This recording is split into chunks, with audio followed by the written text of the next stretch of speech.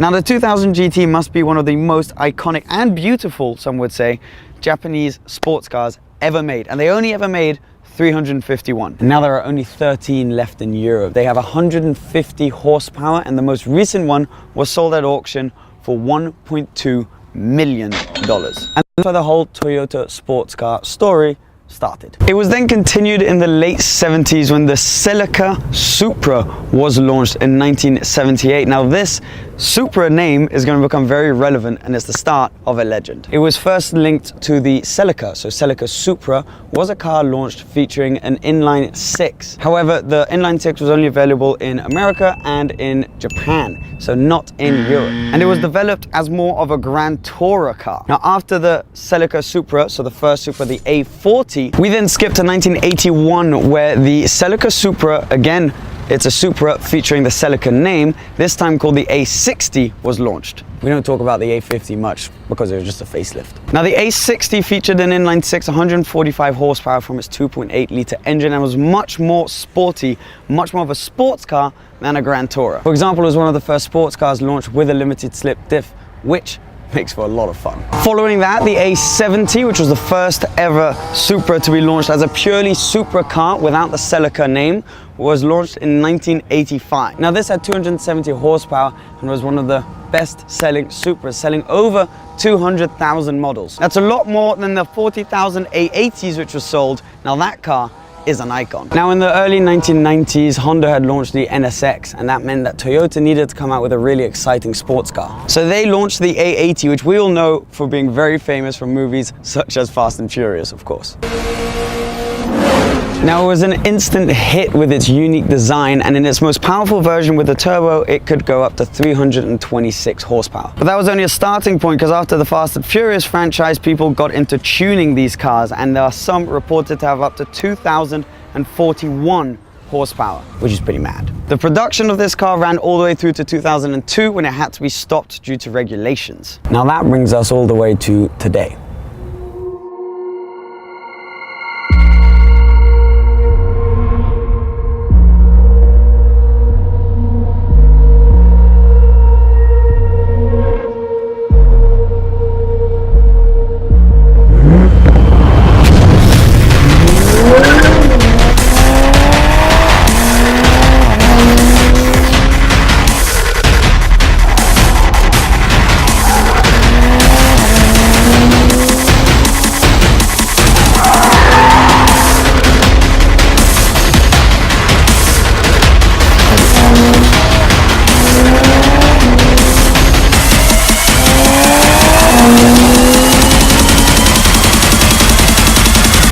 Specifically this, the brand new A90 Supra. Now, as this name suggests, this is leading on after the A80, and right now it isn't camouflage because they don't want us to see too many details, because this is a pre-production car, but it's going to be released very soon to have deliveries next year. Now this car, we don't have exact figures for it yet, but they're saying 300 horsepower and up, so we don't have an exact number, but we know it'll be more than 300 horsepower, and same thing goes for the Newton meters of torque. Now we also don't have any performance figures other than knowing there's going to be under a 5-second 0 to 60. We do, however, know that it has the legendary inline 6 with a turbocharger. Now this is Toyota continuing in the sports car market and trying to pierce a new hole in a market which we know very well. Now the way they want to do that is by making this car handle beautifully. So they've gone for an extremely short wheelbase, shorter in fact than the Toyota GT86, but a very wide track. On top of that, they've made it super rigid. It's not using any carbon fiber, but there is plenty of aluminium. Now this car happens to be more rigid than the Lexus LFA, and you guys know that is a legendary, much more expensive car. I personally think it's obviously maybe hard for you guys to see on camera with the camera, but in real life you can kind of get an idea of the proportions. I think it looks fantastic, especially from the back here. It's got some cool gadgets. like a Formula One styled little light there. Comes on when you're reversing, and it's very, very cool. It reminds me of the Ferraris as well. It's got these nice rims. Now, of course, most of what we see here, we're not entirely sure if it's going to stay on the production car or not, but these rims are lovely. Now, they are hiding some Brembo calipers underneath there, so we're talking serious in terms of the brakes. It's got all over the body though, it's got these air intakes which are filled in. They're fake air intakes which will only be useful on the race car. So I believe they're going to make a GT4 class race car. I personally am not a huge fan of fake air vents, and there's plenty of them around this car. Now, we're also not going to lie to you, this is also probably quite similar to what's going to be the new BMW Z4, and you can kind of feel that inside. The inside is completely covered up so you can't see it, but I mean anything from like the key currently, we don't know if that's going to stay through, or the interior entirely was going to stay through, but you can feel like there is a lot of BMW-ness in there. Now, that may be a great thing for some of you, but if you were expecting this to be a completely separate project, it's not quite that, at least from what we can see now. Now, that being said, also, there's a very BMW noise. I think we should show you some of that right now.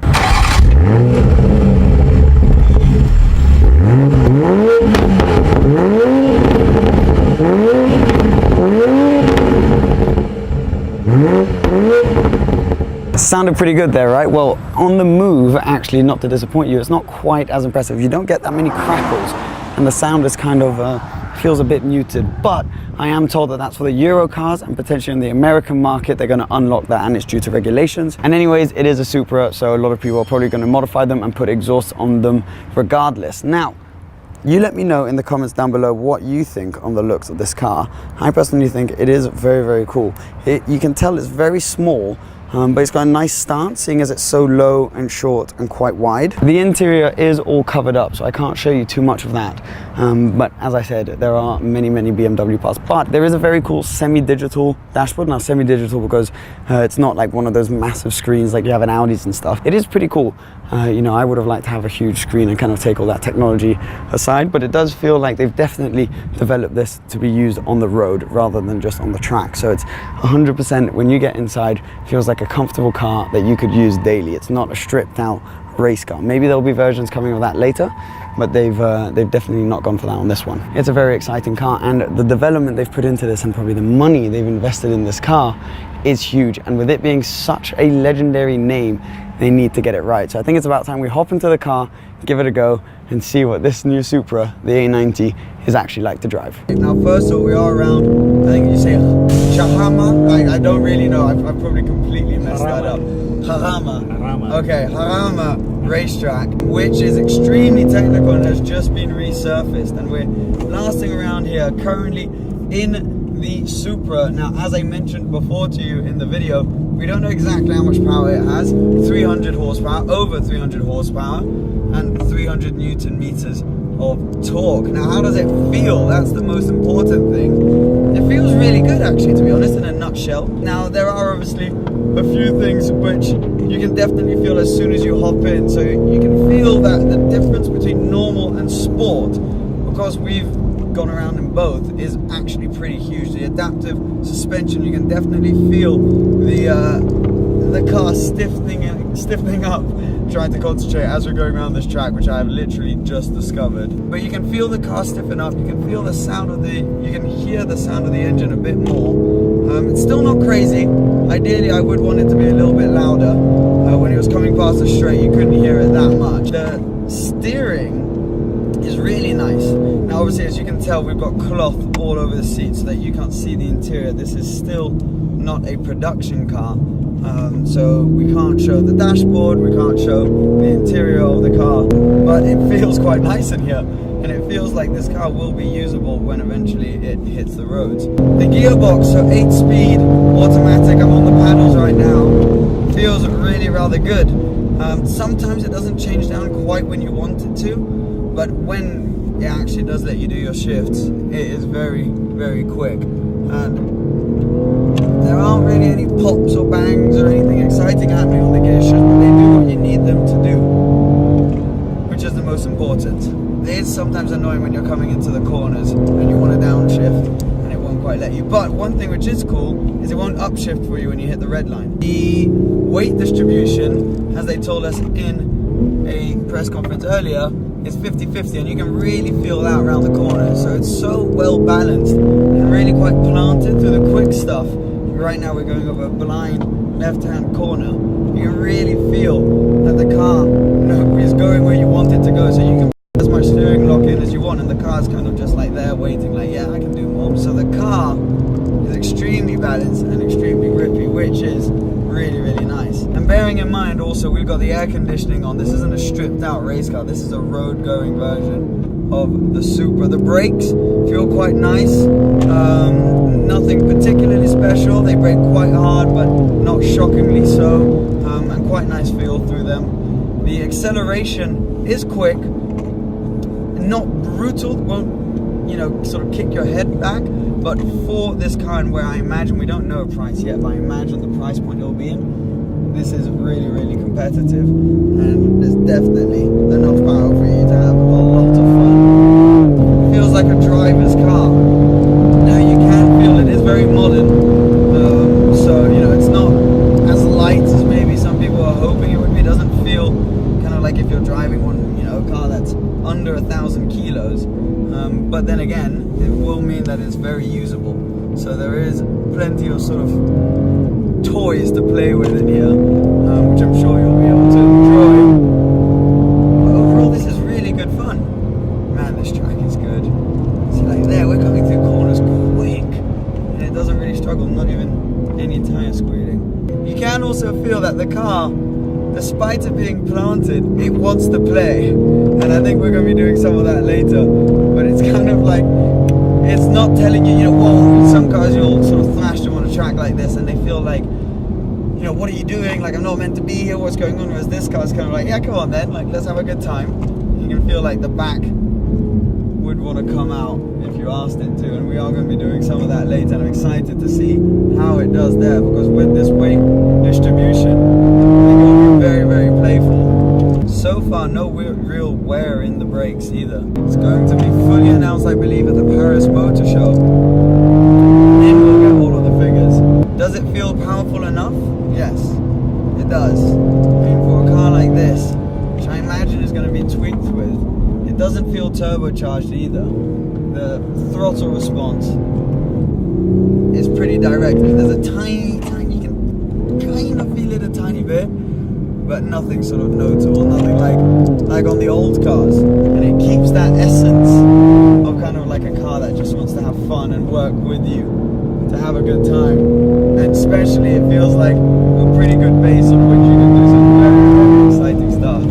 So whether there will be future versions coming which will be more track oriented, I don't know, but this is certainly a very good base. And you know, it's hard to comment on competition or anything like that now until we have a specific price and we know all of the power, but it feels plenty powerful enough, and the response is good and it's very playful. So the A90 Supra, very good fun. It's time to see how the Supra drifts. I'm with Frederick right here, who's going to show us how it's done. This is going to be quite the ride, guys. Prepare yourselves.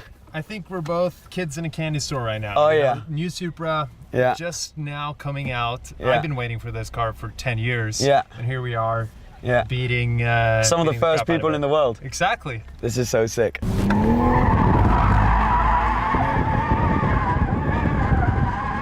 I kind of just with one hand like that? Yeah.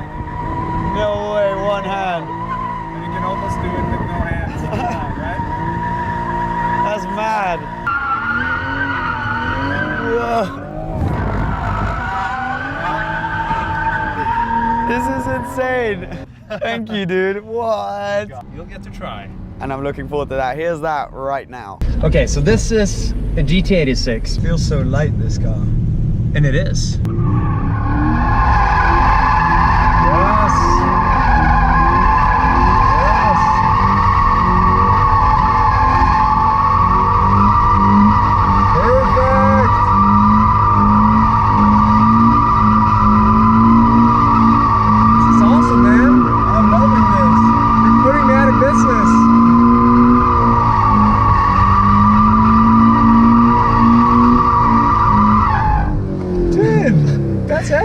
Thank you, dude. You're the man. You're going to go through all the tires today. Well, that's that, guys. From drifting a GT86 to trying out the new Supra. That was such a fun day, obviously. Thank you to Toyota for the invite.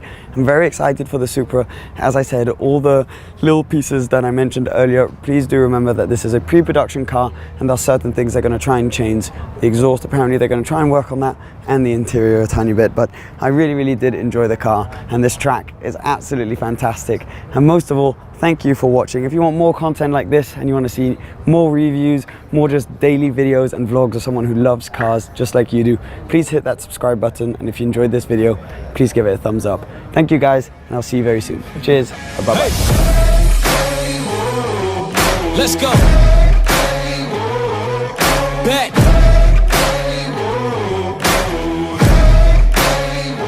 Yo, once again.